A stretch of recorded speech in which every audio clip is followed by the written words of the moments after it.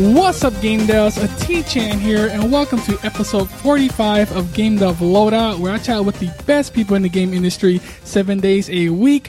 Make sure you subscribe to the podcast for new daily episode filled with inspiring stories. And now let's chat with today's feature guest, William Harms. William, it is go time. Are you ready? I'm ready. Yes. He has been a professional writer since the mid-1990s and have written for some of the largest, most entertainment companies in the world, including Sony Entertainment, 2K, Ubisoft, Marvel Comics. He currently works at Hangar 13 as the narrative director and was hired as the lead writer on Mafia III. So go ahead, William, give us a bit about your personal life and how you got started in the game industry. It's kind of, I don't know, it's an interesting story because originally, coming out of college, I had no intention of going into games. My original career goal was to actually be a book editor. So after I graduated from college, I actually got a job as a assistant editor at a place called Byron Price Multimedia in New York, and moved there. And this was like the kind of mid to late 90s, and they were doing CD-ROMs and all this other stuff. And they also reissued classic sci-fi novels. Unfortunately, that all kind of collapsed. I actually was at a research library one day, and I came home, and everyone I worked with was sitting on the curb because they'd all been laid off. Oh, no. But I wasn't for some reason. But I was just getting ready to get married, and I was like, yeah, you know what? This is a dicey situation. So I went back to Nebraska, which is where I grew up and I attended college. And after I got married, a couple months later, my wife and I decided to move to California. And I'd always read PC Gamer magazine, because I've been a gamer ever since the Atari 2600 days. And they were looking for an assistant disc editor, because back then the demo disc that came with the magazine was really popular. So I applied for that job and I got it, and I worked there for a couple years. And then I went to CNET Game Center, which is long gone, but I was the executive editor there. And then I went back to PC Gamer, for another about 2.5 year stint as the senior editor in charge of initially previews and news, and then reviews. And while I'm doing all this, I'm actually writing comic books. So I did my my college internship at Marvel Comics. So I had a writing background, and as a part of working at PC Gamer, I got to know people in the industry. And there was a guy named Rick Goodman who was the president of a company called Stainless Steel Studios. And he called me one day because he knew that I loved RTS games, which they made. And he knew I had a writing background in terms of fiction writing. And he basically said, hey, do you know, in a coded kind of way, do you know anybody who's interested in coming here to work as a writer? And I said, yeah, me. And that was in 2004. So I was a contract. They're actually based in Cambridge, Massachusetts, and we lived here in the Bay Area at the time. And I was actually a contract writer for them for about 1.5 years. And that was my basic introduction into the games industry. Nice. And now you're working at 2K. And so your main area of expertise is game writing. What is something we game devs don't know about video game writing that we should know about? I would say the most important thing to understand about writing in general, not just video game writing, but writing in general, is that it's a discipline and a craft, like every other discipline and craft. To be totally frank, one of the challenges with game writing is that everyone knows how to write, because we're taught as a way of communicating. We learn the alphabet when we're a kid, and we write term papers, and we write emails to each other, and we write letters, and some of us, write other things. And just the understanding that writing does not mean that. Like, you have to spend years learning how to write fiction, and what story pacing means, and what narrative turns mean, and how characters need to be active participants, especially the protagonist, and a good story is the antagonist too, need to be active participants in the story that you're telling, and their actions need to direct the action in some way. So I would say it's that. It's like, just like, art or engineering or anything like that. Like, there's a lot of practice and skill and studying that goes behind it. A lot of study, a lot of skills. And if people had to teach themselves that expertise, what would you suggest they use? For me, I think everybody comes to writing from a different way. I kind of went the traditional path. I studied English in college. My degree's in English. I wrote for my college paper. The thing that really helped me actually was working on magazines, because magazines, and I know this is very specific to me, but I think it applies in some other ways too, is the thing that helps with magazines is printed material only has so much physical space. So if somebody says to you, hey, I need you to write a review of, whatever, Quake 3, you have 400 words to write your review. And it really teaches you the economy of language and how to be succinct and be direct in your thoughts. And I think all of those things directly relate. So there's other things like writers. Like I know increasingly some writers kind of bounce back and forth between video games and comic books, for example. Comic books have the same challenge because you can put about maybe 40 words max in a panel. So you need to learn how to in very few words convey a lot of information. And the other thing is just doing it. I mean, that's actually the most important thing. There's the old adage that you have to write 1 million words before any of them are good. And I'm sure the same thing applies to artists. You have to draw 1 million pictures before any of them are good. But you just have to do it over and over and over. And a lot of it is in conjunction with that. It's also consuming media, reading stuff with an English background, I'm a big book reader.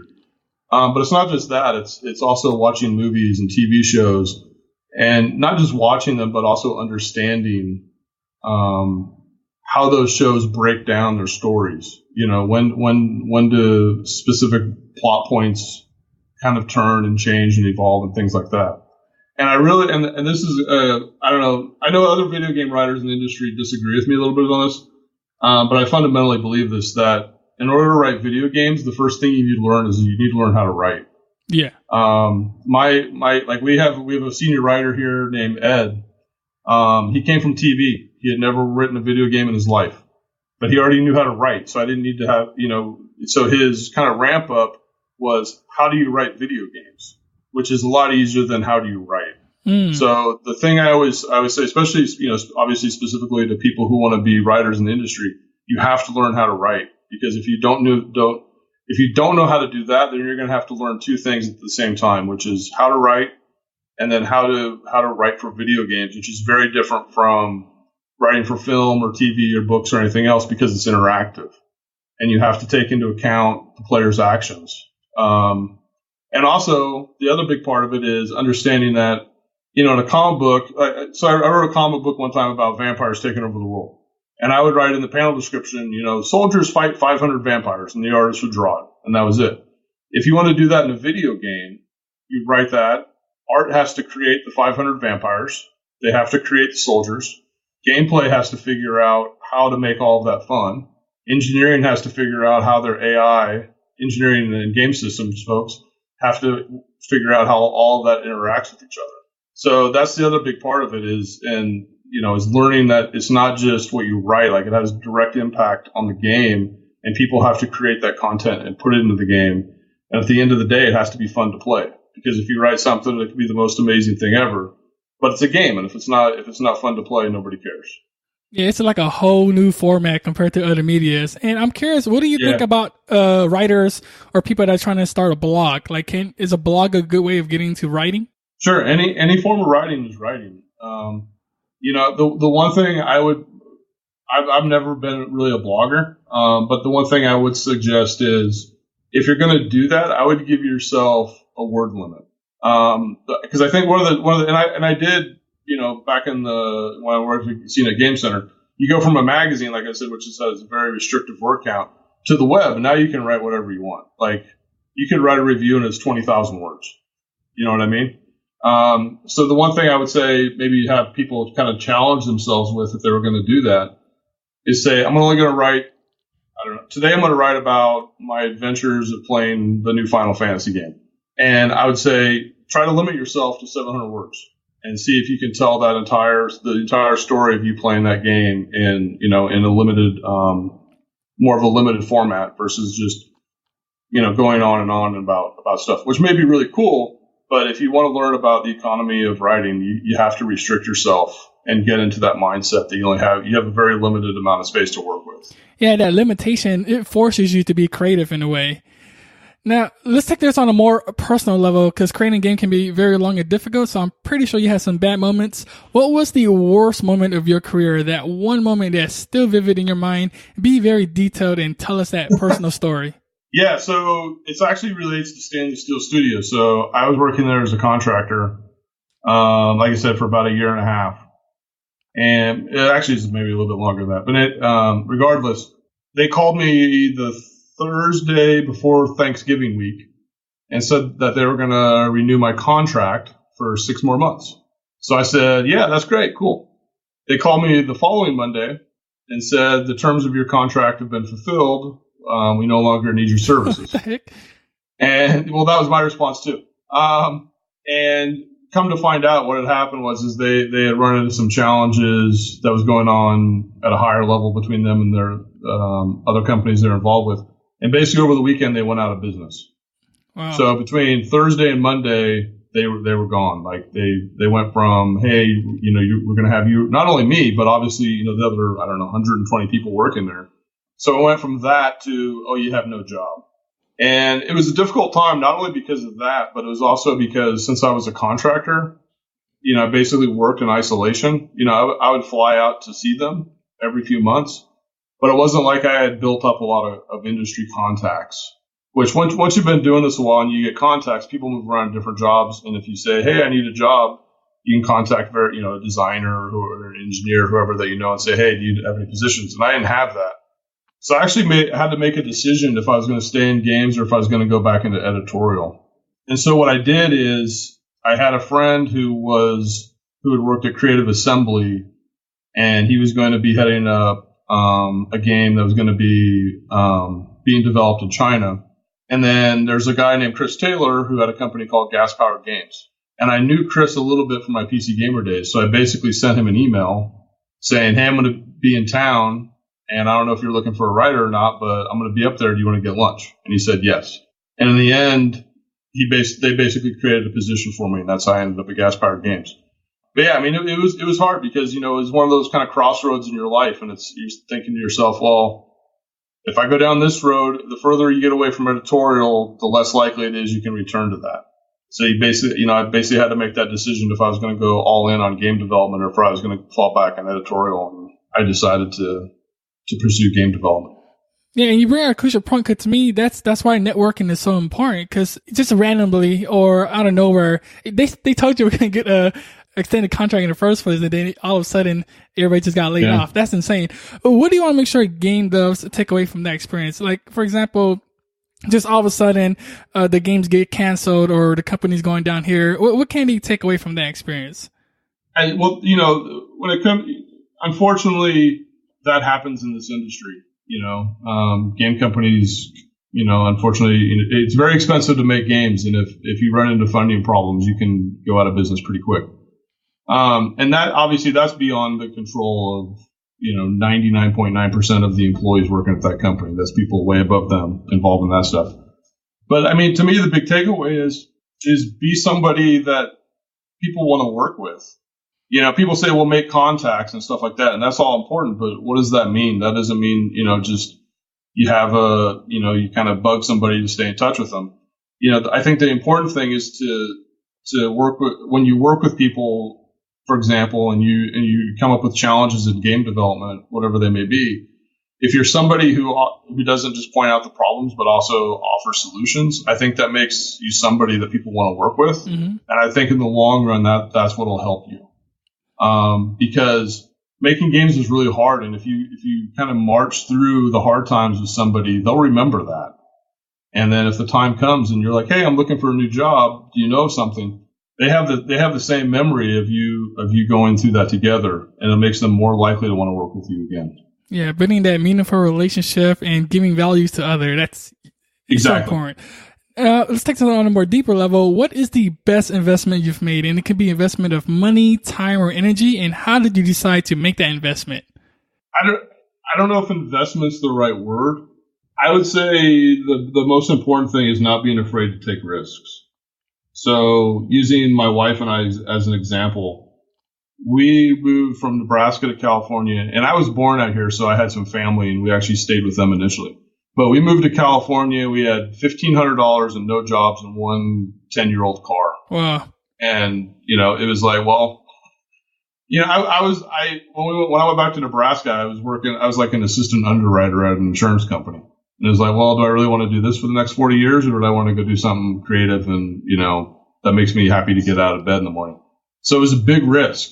And I think that is, I'm not saying telling everybody to like quit their jobs and move across the country or anything, or, do something totally insane. But I think, everybody, especially if you're a creative person, sometimes you have to take risks in order to get where you want to go. And I would say, and again, investment's not the right word for it, but I would say the biggest thing is just be willing to make calculated risks and really go after what you want to do. Yeah, I truly believe like without risk taking, you're not going to achieve anything big. Like you have to do something risky or go into your uncomfortable zone to get something like truly magnificent done or something. Yeah, I mean, we moved. I remember like a month later, neither one of us had a job. Most of that $1,500 was gone. I remember thinking like, what have we done? But in the end, it all worked out. And if you don't kind of take those leaps of faith occasionally, I think it's going to be a little more difficult for you to get where you want to go in life, especially if you're a creative person. Definitely. What is the one thing you're most excited about today in the game industry?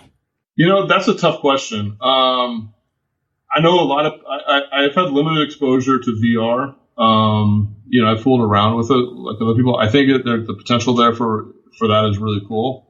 I also know, there's the VR, there's augmented reality. In a weird way, I'm actually more excited about the augmented reality stuff where it takes like a physical space that you're in and kind of modifies that versus being something that's wholly created.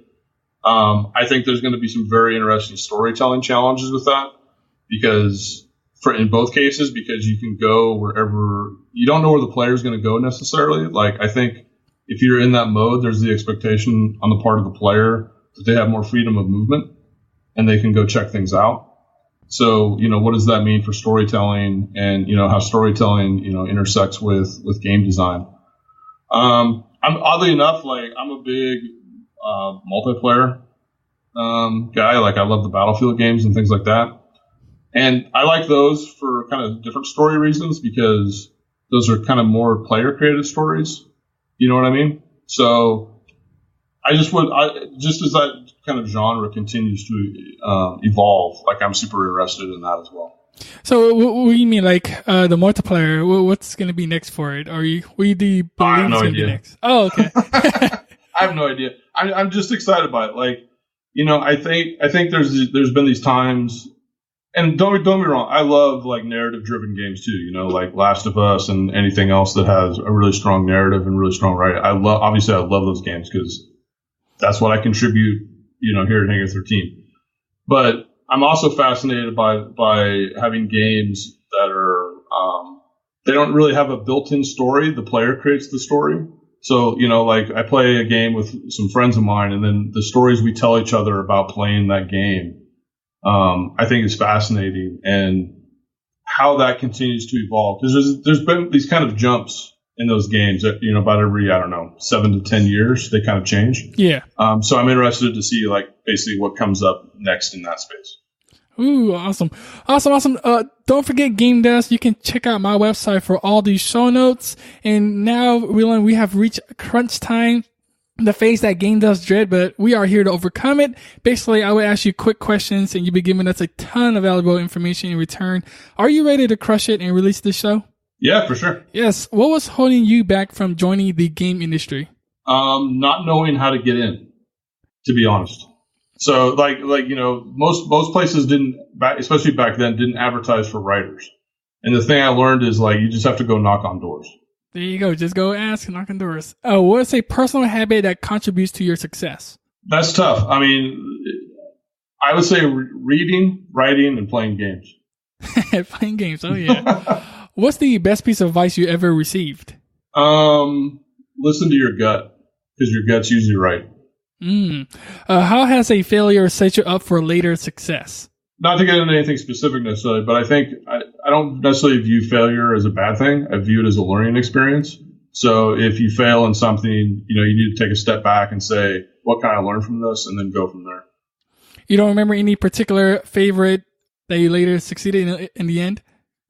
There was a time I was working on a game and I changed all the file names for the audio files. and it broke all the scripting in the missions. Oh no! So I learned, don't ever do that again. Well, why did you change it in the first place? I guess you just want to be organized or something?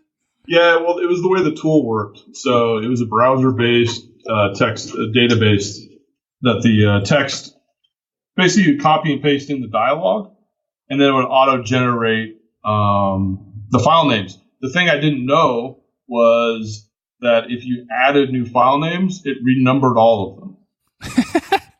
So, oh man, that's not. So I thought, like, oh, if I add this, it'll be, it would, like, let's say there's 60 files in the thing. So it would number the new one 61. But what it would do is it would look in the place where it was chronologically and say, no, that's actually line number 12, and then renumber everything. And then 15 minutes later, mission designers are coming to my desk saying, yeah, why don't our missions work anymore? So why doesn't the mission still work, but the dialogue wasn't playing? Be careful renaming your file, Game Devs. Share an internet resource we should use. An internet resource you should use. I go to all the usual places. Like Gamasutra and Game Industry Biz, Kotaku, all the various gaming sites. One of the things that I really do is just for my kind of own edification, I guess you could say, and also kind of put it in my back pocket is I go to like Variety, Hollywood Reporter. There's a place called it's now subscription based, I believe, but it's called Script Sales. There's a website that tracks what books have sold, and a lot of those places will say like, "Hey, here's something that sold, and here's what's called a log line, which is like a 2-sentence summary of what that story's about." So, and I'm speaking, this probably isn't super beneficial for like a designer or an engineer or an artist necessarily, but for writers, I think it's great to keep track of that stuff and see what the current of interest, so to speak, in terms of stories, like the direction that's heading, and see what trends there are and things like that. And I'm not saying that you see that and you go, hey, there's been 20 movies sold about, I don't know, garbage cans saving people, and then we're going to go make a game about garbage cans. But you can look at that and you can kind of look and see kind of what the zeitgeist is. The other nice thing about it too is, writers, artists, I'm sure the same way, and narrative designers the same way. You watch like a documentary or something, you're like, oh, there's some cool story ideas in that. Can I work that into what I'm working on now? Well, you can also, there's probably 10,000 other writers who've seen that same show and you get that same idea or an idea close to that. So it's also a good way of checking against that to make sure that you're not on your way to necessarily duplicating something that is going to be out there in a big way in 6 months, which might be before your game that you're working on or whatever you're working on ships. Yeah, it's like you touched upon earlier. You're taking notes from other industry, and yeah, I guess you're doing a bit of research about the trend as well. For sure. This next question is a bit of a doozy, so take your time if you need to. Imagine you woke up the next morning in a brand new world and you knew no one. You still have all the experience and knowledge you currently have today. Your food and shelter is taken care of and you have a laptop. What would you do step by step on the path to become a great game writer in the game industry? That's tough, man. I guess the first thing I would do is wherever I'm at, let's say I'm in a village. I would go through the village and I would find out who was making games. And if there was no one making games, then I would see who's interested in making games. And if there's no one interested in making games, I would see who was playing games. And somewhere along there, I'd be, if it was, there's people making games, I'd be like, hey, I'm interested in doing this.